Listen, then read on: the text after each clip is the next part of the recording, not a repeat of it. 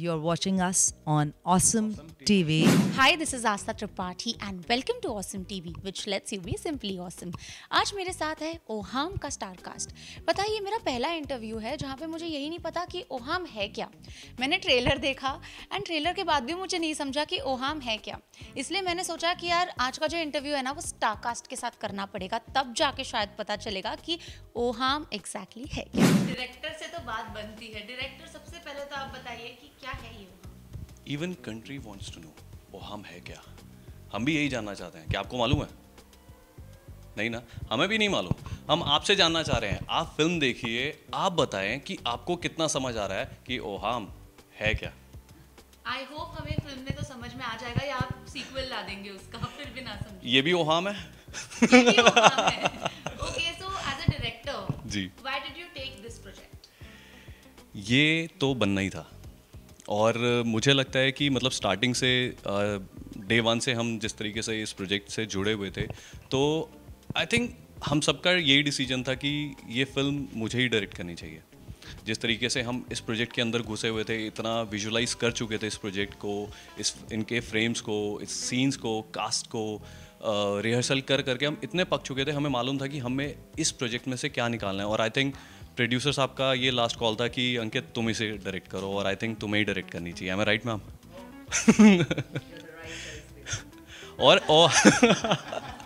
और ओहाम आपको सिर्फ तब पता चलेगा जब आप फिल्म का last scene, last frame check करोगे। जी, सस्पेंस बना के रखा है, तो as a director how easy और difficult it is for you when you are creating such suspense scenes? मैं थोड़ा सा अगर अपने बारे में बताऊं तो मैं खुद एक एक्टर हूं। मैंने कुछ अच्छे अच्छे बड़े बड़े प्रोजेक्ट्स कर रखे हैं और ये मेरा डेब्यू है एज अ डायरेक्टर।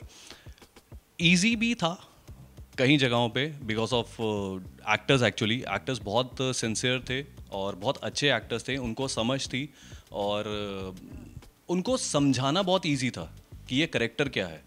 अगर उन्होंने करेक्टर वो पकड़ लिया तो मतलब वो सिर्फ डायलॉग्स तक रह जाते हैं और बाकी फ्रेम के लिए मैं और डायरेक्शन टीम तो थी और डीओपी साहब। और आई थिंक डायरेक्शन में भी ना एक बहुत बढ़िया क्रिएटिविटी है। मतलब हम स्क्रिप्ट जहाँ से आई राइटर से, हम उसको प्रेजेंट कर रहे हैं on screen. It's a difficult task but again very creative और मुझे बहुत मज़ा आया। मेरा पहला सवाल आपसे ये रहेगा that how did this film come on board? कहाँ से शुरू हुई थी? एक्चुअली एक राइटर हैं महेश और हृदय सिंह, उन्होंने मिलके इसको लिखा। फिर डायरेक्टर अंकित हंस के पास गई, फिर मैम के पास आई ऋचा गुप्ता जो प्रोड्यूसर है। इन तीनों ने डिसाइड कर लिया था अपने आप से, क्योंकि हम बहुत पहले से एक दूसरे को जानते हैं, तो इन्होंने अपने आप से डिसाइड कर लिया था कि ये कैरेक्टर जो है कॉप का, ये मुझे मिलने वाला है। और मुझे कुछ इसका आता पता नहीं था। फिर मैं स्क्रिप्ट पढ़ता हूँ और मैं फ्रैंकली बता रहा हूँ, मुझे नहीं पता था कि ये फिल्म बन सकती है। मैं आपको सीरियसली बता रहा हूँ, मुझे नहीं उम्मीद थी कि ये मूवी बन सकती है। लेकिन इन तीनों के दम पर और बाद में मुकुल जी आए तो ये मूवी कंप्लीट हो गई। आप कह सकते हैं कि भगवान का आशीर्वाद था जो मैं अंकित जी और ऋचा मैम से मिली। मैं पहले दिन उनसे मिली और उन्होंने इस फिल्म के बारे में मुझे बताया, काफ़ी कुछ बताया। स्टोरी मुझे बहुत इंटरेस्टिंग लगी और कैरेक्टर मेरा बहुत ही ब्यूटीफुली रिटन है और मैं बहुत एक्साइटेड थी कि ओह ये रोल मुझे मिल जाए। तो हमारे डायरेक्टर सर ने मेरे साथ एक स्क्रिप्ट शेयर करी, तो मैंने अपना ऑडिशन बना के भेजा और फिर कहते हैं कि उन्होंने सबको दिखाया और सबको ही वो ऑडिशन पसंद आया। तो बस आप ये कह सकते हैं कि भगवान का आशीर्वाद था और थोड़ी मेहनत थी और उसके बाद बहुत मेहनत थी तो ये फिल्म बनी। एक्चुअली मेरे दोस्त को इसका आइडिया आया था, महेश कुमार जिनकी बात की इन्होंने, और मैं को राइटर हूँ फिल्म का। तो आप बहुत सारी चीज़ें ऐसी देखते हैं, आपके सामने से गुजर जाती है, लेकिन कुछ चीज़ें ऐसी होती है कि आपको फील हो जाता है कि नहीं यार इसमें कुछ बात है। तो मिलके उस स्टोरी को हमने लिखा। लिखने के बाद अंकित का मेरे पास, जो डायरेक्टर है फिल्म के, उनका फ़ोन आया था एक कॉमेडी फिल्म के लिए। तो मैंने उनको वो सुनाई। उसके बाद मैंने उसको कहा कि अगर तेरे पास 10 मिनट है तो मैं एक आइडिया शेयर करना चाहता हूँ। और वो 10 मिनट की कॉल 1.5 घंटे तक चलती रही और मुझे ये पता लग गया था कि अंकित मेरे साथ जुड़ चुका है। उसके बाद हम इस आइडिया को लेकर गए ऋचा मैम के पास, ऑब्वियसली, क्योंकि फिल्म तभी बन सकती थी ये। और मैम को भी वही हुआ जो हमें लगा था कि स्टोरी बहुत अच्छी है और ये स्टोरी कही जानी चाहिए। क्योंकि कहीं ना कहीं अगर आप देखें, अगर साउथ की फिल्में हमारी तरफ आ रही है, वो चल रही है, उसका एक ही रीज़न है, वो है कंटेंट। वो मिसिंग है। वही हमारा कैंपेन भी था कि एक सुपरस्टार कम बैक कर रहा है। वो स्टोरी है फिल्म की, वो कंटेंट है। अगर फिल्म में किसी ने एक सीन भी किया है और अगर उसका डायलॉग भी नहीं है, लेकिन अगर वो फ्रेम में है, तो वो भी ओहाम को जस्टिफाई करता है पूरी तरह से। इस फिल्म में कुछ भी ऐसा नहीं है जिसकी ज़रूरत नहीं थी। बहुत डिटेलिंग पर काम हुआ है। यही वजह थी कि ऋचा मैम का ट्रस्ट बहुत ज़्यादा बढ़ गया। उसके बाद वरुण सूरी हमारे साथ जुड़े। हमें पहले से पता था कि कहीं ना कहीं ये कैरेक्टर वो बहुत अच्छा निभाएंगे, लेकिन मैम की एक शर्त थी कि ठीक है, आप लोग एक्टर्स हैं, इतने साल का अनुभव है, सब कुछ है, लेकिन मैं ऑडिशन लूँगी।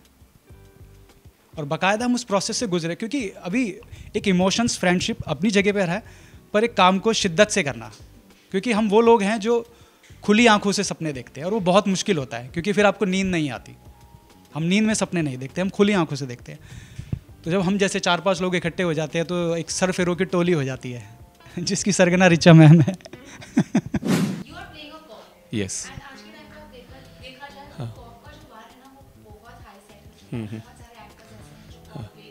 हाँ जी।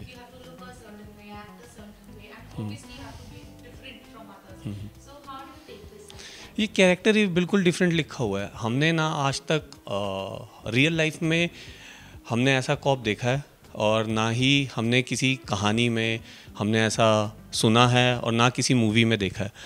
ये जो कैरेक्टर लिखा हुआ था ना, ऑलरेडी इतना ब्यूटीफुली लिखा गया है। इसके जो ग्राफ है, उतार चढ़ाव है, वो है। इसमें सबसे अच्छी चीज़ जो मुझे लगी ना, वो एक नयापन, रॉनेस लगी।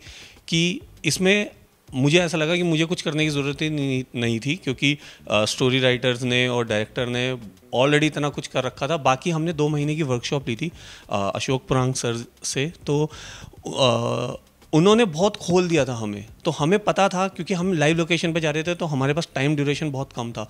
तो हम वर्कशॉप करके गए थे। डायरेक्टर और प्रोड्यूसर मैम ने आपस में सोच रखा था कि हम लाइव लोकेशन पे जाएंगे तो ऑलरेडी टाइम कम होगा, तो हम ऑलरेडी अपना प्रेप करके जा चुके थे। और जब हम वहाँ पहुँचे तो इजीली होता गया। हमारे लिए टफ़ ये नहीं था कि हमें परफॉर्म करना है, हमारे लिए टफ़ ये था कि उस पर्टिकुलर टाइम के अंदर वो करके निकलना था, क्योंकि उसके बाद फिर भीड़ आ जाती, फिर क्राउड मैनेजेबल था, तो बहुत दिक्कत हो जाती। तो ऐसा रहा। और ये कॉप में ना एक फ्रेशनेस है जो बहुत कम हम कॉप्स में देख पाते हैं। आप ही हैं जो घूम जाते हैं, आप ही की वजह से सब इतना बड़ा ड्रामा होता है। बिल्कुल। तो आप बताइए कि आपके लिए जो कैरेक्टर जो था, उसकी स्किन में आना कितना इजी है? जी, मेरा कैरेक्टर एक बहुत ही पॉजिटिव कैरेक्टर है। एक सिंपल लड़की का है जिसके बहुत बड़े सपने नहीं हैं, वो छोटी छोटी खुशियों से उसके लिए इनफ है। और तो वो एक इतना पॉजिटिव, इतना केयरिंग, इतना डोमेस्टिक, इतना नर्चरिंग, इतना लविंग कैरेक्टर, इतना ही beautiful character I must say. तो वो एक इतना पॉजिटिव कैरेक्टर, आपके अंदर भी पॉजिटिविटी, आपके एक्चुअल आप उसको जीने लगते हैं, अपनी ही आप वैसे ही बन जाते हैं धीरे धीरे। तो वो उसको करने में बहुत मज़ा आया। ओहाम है क्या, आप सबको देखना है 26 ऑफ मई को आपके पास के सिनेमा में जाइए और देख के बताइए ओहाम है क्या। पूरा लास्ट सीन तक देखिएगा प्लीज, वरना छूट गया ना तो आपको वापस देखना पड़ेगा, आपका ही घाटा है। ये आप देख लो।